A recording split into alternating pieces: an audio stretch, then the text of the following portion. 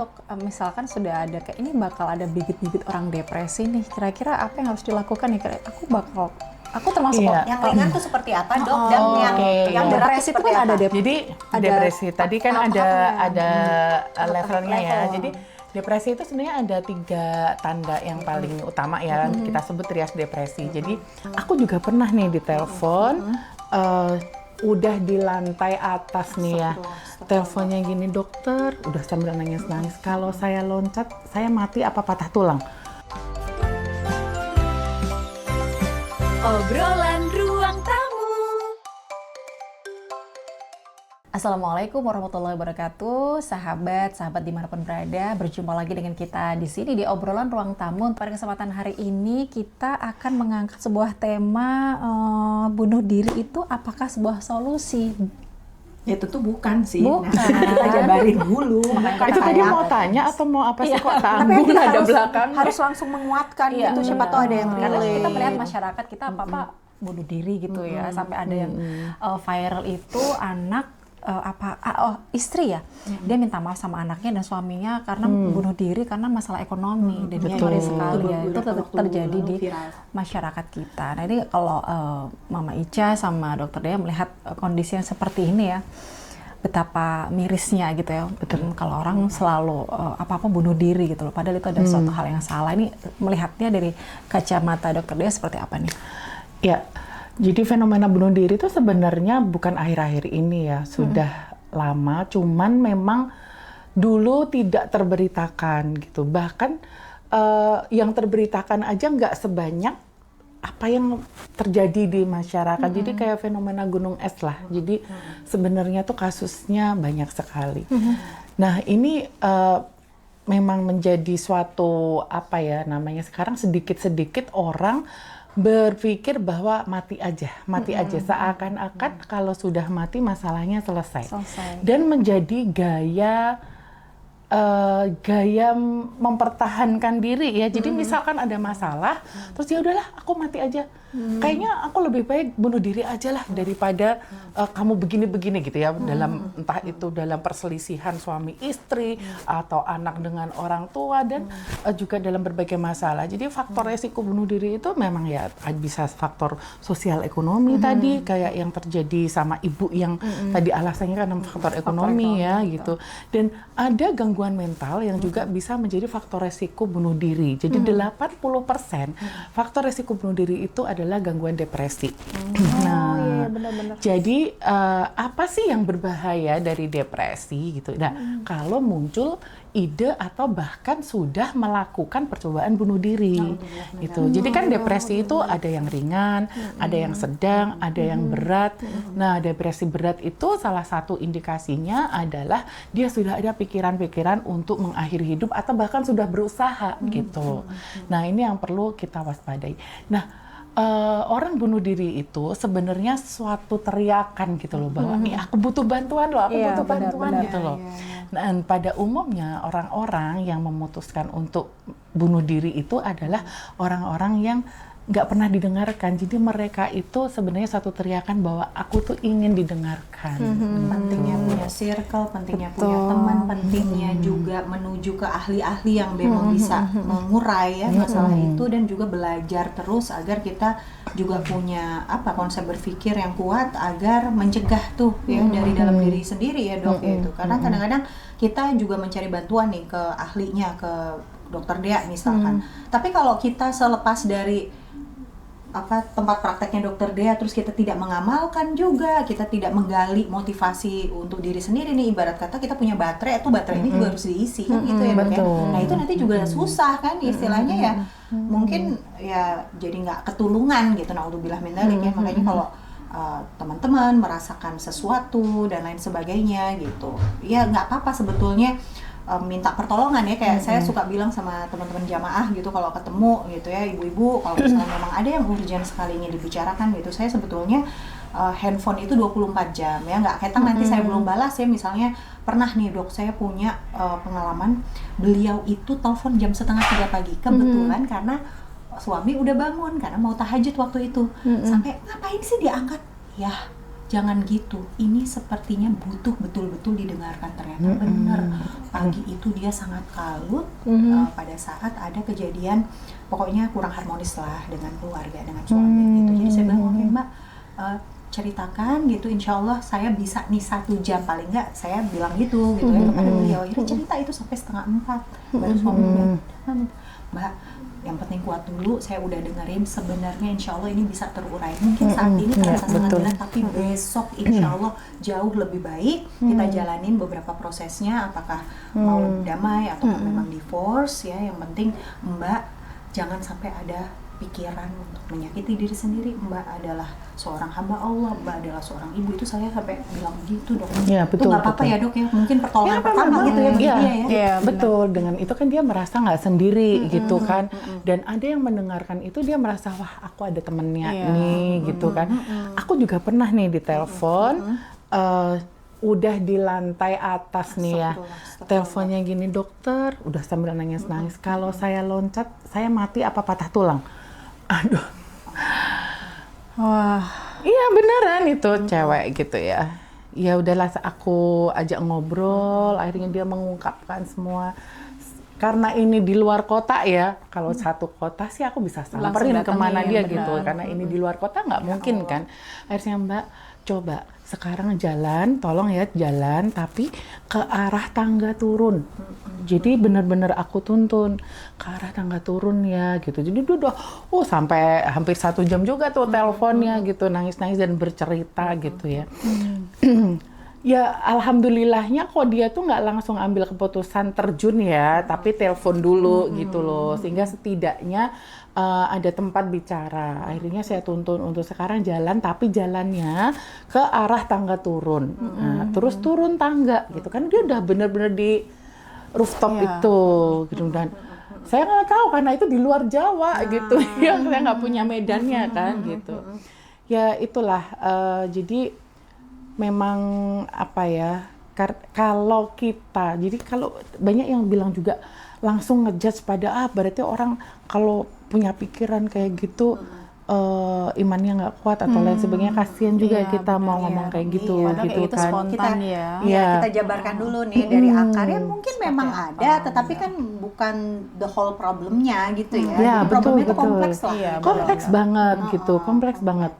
Karena ya nggak ujuk-ujuk juga langsung ke situ kan. Iya, pasti tapi dia juga seberapa mengalami proses semua ya, itu proses bagaimana dia juga menghadapi permasalahan selama ini kan itu proses belajar juga. Memang, kan makanya betul. pentingnya orang yang mendengarkan itu luar biasa gitu, karena dengan dia sudah bercerita tadi dia kan lega tuh gitu. Kita juga jadi tahu kan, ternyata ini sih apa cara berpikir dia. Di situ kan kita bisa menemani dia berproses itu loh.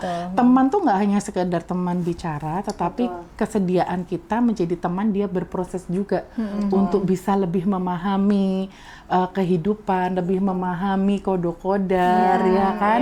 Ternyata memang endingnya itu adalah pada pemahaman akan kodok-kodar Allah gitu. Konsep kehidupannya ini harus dibangun dulu gitu, agar dia pada saat menghadapi masalah dia nggak fokus pada kesedihan ataupun kekecewaan yang memang pasti kan akan melanda ya. Yang namanya manusia itu kan pasti dia punya cita-cita, pasti punya keinginan. Nah ujian itu tidak akan jauh-jauh dari seputar kesedihan. Sedihnya itu ya bisa jadi ada sesuatu yang tidak sesuai dengan apa yang dia harapkan, sesuatu yang hilang daripada dirinya, perasaan yang terabaikan, misalnya cinta bertepuk sebelah tangan, itu kan sering juga tuh ya, bunuh diri karena cinta bertepuk sebelah tangan misalkan. Akhirnya bukan solusi gitu, karena kita tahu kehidupan itu ternyata panjang, punya konsep, siapa yang nyiptain, kalau benar. Nanti kita kecewa tapi kita sabar, kita dapat apa. Nah itu kan konsep-konsep yang harus konsep kita dasar ya belajar sebenarnya. Nah ada juga nih kan pengalaman gitu ya, banyak juga nih cerita suami istri punya masalah, istrinya ngancam bunuh diri.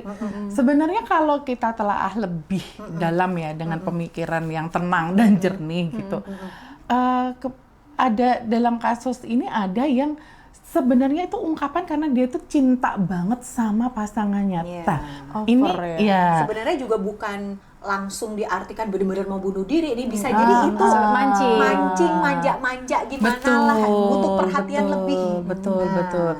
Nah, masalah cinta ini, nah inilah memang ujian banget ya. Kita kadang-kadang atau seringnya itu kita terlena gitu bahwa sebenarnya kayaknya cinta kita sama pasangan itu udah di atas cinta kita sama Allah. Dia gitu lupa loh. aja sebenarnya, Iya. sedang lalai aja. Ya, jadi banyak manusia itu terlalaikan oleh cintanya pada dunia. Dunia itu apa nggak selalu harta ya? manusia, pasangan, anak dan teman, lain apa sebagainya.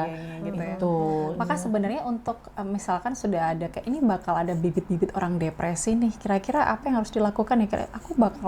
Aku termasuk Iya. Yang ringan tuh seperti apa, Dok? Dan yang berat depresi itu seperti kan ada apa? Jadi ada depresi tadi kan ada levelnya ya. level. Jadi depresi itu sebenarnya ada 3 tanda yang paling utama ya. Kita sebut trias depresi. Jadi wajah yang murung atau afeknya memang wajah. Makanya jangan nggak boleh Ada smiling depresi ya. Jadi depresi terselubung ya. Jadi kelihatannya bahagia senyum-senyum tapi di dalamnya rontok, remuk. ada juga. Hatiku remuk, guys. Tapi guys, hatiku remuk. Guys, hatiku remuk. Ya, tapi dia senyum-senyum. Ada juga yang kayak gitu. Kemudian yang kedua itu anhedonia. Jadi anhedonia itu udah kehilangan minat dengan kesenangannya, hobinya. Jadi misalnya nih Mbak Ica tuh hobinya apa Beli sih, Mbak Ica? gamis. Oh. Tiba-tiba malas beli-beli dia. Jadi misalnya hobi masak atau hobi berkebun. berkebun, Tiba-tiba malas banget. Udah nggak ada minat lagi. Dan mager, ada magernya. itu depresi. Itu Sebentar, belum selesai, baru 2. Kemudian yang ketiga, unenergy. Jadi nggak ada tenaga. Jadi kayak Iya. itu udah gitu depresi. Ya itu trias ya. Trias, Jadi ada ketiganya itu. bukan anemia, bukan ya. Dan berlangsung Depresi itu. dan berlangsung selama paling minimal 2 minggu berturut-turut. Wah, Nah, lama banget. gitu. Nah, terus ada gejala tambahannya. Gejala tambahannya itu bisa gangguan tidur, kayak nggak bisa gangguan makan. Ya, jadi gangguan tidur, gangguan makan tuh tidak hanya kurang ya, tapi bisa juga berlebihan. Gitu. Nah, terus gangguan konsentrasi, ya kan? Terus tadi pesimis, jadi udah nggak ada harapan tentang masa depan, ya kan? Terus juga tadi pikiran-pikiran untuk bunuh diri tadi, iya itu. Nah, jadi selain 3 gejala utama, ada gejala tambahannya dan berlangsung minimal 2 minggu. Nah, kalau sudah seperti itu, biasanya akan mengganggu tuh aktivitas sehari-harinya, ya kan? Yang harusnya bisa ngurus rumah, jadi nggak bisa ngurus rumah, harusnya ngajar atau bekerja jadi terganggu juga. Kalau yang sekolah ya mungkin prestasinya juga sampai bisa turun. Nah, kalau sudah seperti itu harus baiknya segera ketemu nih sama profesional kayak gitu. Sama personal trainernya. Personal trainer sambil nge-gym ya Bu. Soalnya kemarin itu aku baca sedikit ya, ini mungkin agak-agak belok sedikit ya, Dok. Jadi ada jurnal terbaru itu, saintis ya di luar itu menemukan bahwa kalau skizofrenia, para penderita skizofrenia itu bisa disembuhkan dengan olahraga berat. Dan itu ternyata ada kawan kami yang nggak sengaja juga mengalami itu dan terbukti sembuh. Jadi dia olahraga gitu, ikut satu program gitu kan. Terus emang kalau skizo itu kan ini ya, Dok, udah ya kalau skizo itu bedanya sudah apa sama depresi? Jadi gini, itu masuk semua sebagai gangguan jiwa diagnosis. Cuma kalau gangguan jiwa itu kan bisa dibedakan, ada yang psikotik, ada yang non psikotik ya. Kalau depresi bisa masuk non psikotik, tapi ada juga depresi dengan gejala psikotik. Misalnya depresi tapi sudah ada halusinasi, perintah untuk kamu mati aja, kamu nggak berguna, atau ada waham bersalah, dia merasa dia ini orang yang berdosa nggak bisa diampuni, jadi dia minta maaf kemana-mana karena dia yakin banget nggak ada yang mengampuni dia, Allah nggak mengampuni dia, itu waham. Nah itu depresi dengan gejala psikotik. Nah kalau schizofren itu gangguan jiwa juga tapi dalam bentuk yang berbeda golongannya gitu. Dia masuk ke yang tadi gangguan psikotik tadi, ada cirinya, ada gangguan halusinasi, gangguan waham. Nah itu juga banyak jenis dari schizofren itu seperti itu. Jadi sebenarnya, nah ini kalau kita kembali ke gangguan jiwa ya, gangguan jiwa itu sebenarnya kalau orang sering tanya bisa nggak sih disembuhkan?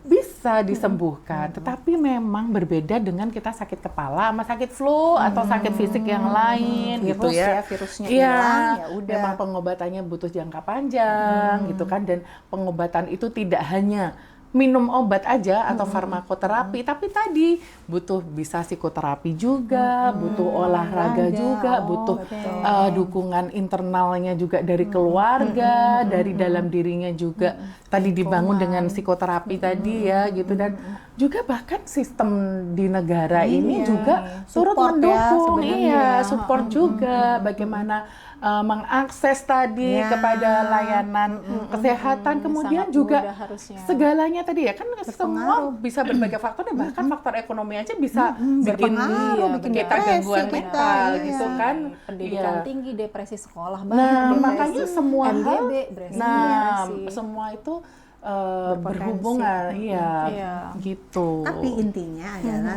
insya Allah pasti akan ada jalan keluar bagi semua yang tadi mencari pertolongan, Betul. kemudian mencari tahu konsep tentang kehidupan, ya tadi kodok-kodar Harus bagaimana kita paham gitu ya. memahami takdir Allah, benar. perbuatan manusia, kemudian pengampunan Allah dan lain sebagainya, agar kita tidak terlalaikan dengan rasa kesedihan, Tidak ngerasa kayak kecemasan, paling sendiri ya, paling berlebihan, susah. dicampur. Kalau kita udah bicara soal agama kan, ya kita juga tahu di surat An-Nas Allah itu juga menasehati kita bahwa ada jin nih ya, ada setan dari golongan iya, jin dan iya. juga golongan manusia yang suka Betul. membisikkan hal-hal yang buruk gitu. Nah ini jangan sampai kita jadi temannya setan. Soalnya di dalam Al-Quran juga dijelaskan bahwa bunuh diri itu adalah salah satu dosa besar. Benar, Gitu. benar Kita jadi banget. nggak bisa, kapan kita bisa minta ampun ya dong kan gitu ya, kalau kita naudzubillah min dzalik. Ya, Jadi bunuh diri harus- jelas bukan Jelas solusi ya. bukan solusi. Oke. Memang tapi solusinya adalah kita kembali dekat kepada Allah. Ya, Circle-circle kita yang belajar, betul. cari circle yang baik, Betul. mencari bantuan profesional juga, Iya, gitu betul. ya. Jadi jangan merasa kita paling sedih di antara yang lainnya. Paling menderita. Tapi paling penting adalah kita bisa deep talk dengan sahabat atau teman, itu Betul, penting sekali. betul. Karena mungkin orang-orang yang bunuh diri itu kan merasa bahwa aku kalau ngobrol sama Allah hanya didengarkan, tapi solusinya nggak ngerti kapan dikasih. Nah, ya bisa nggak sih? jadi kadang seperti begitu. itu. Terus lalu ya udah nggak harus menggunakan akal, kemudian ngobrol dengan temannya dan untuk butuh solusi. Sebenarnya kita tuh hanya butuh didengarkan ya nggak sih? Emak-emak yang Iya, capek pun benar. juga hanya Iya. butuh didengarkan ya Betul, kan. betul. Masya Allah.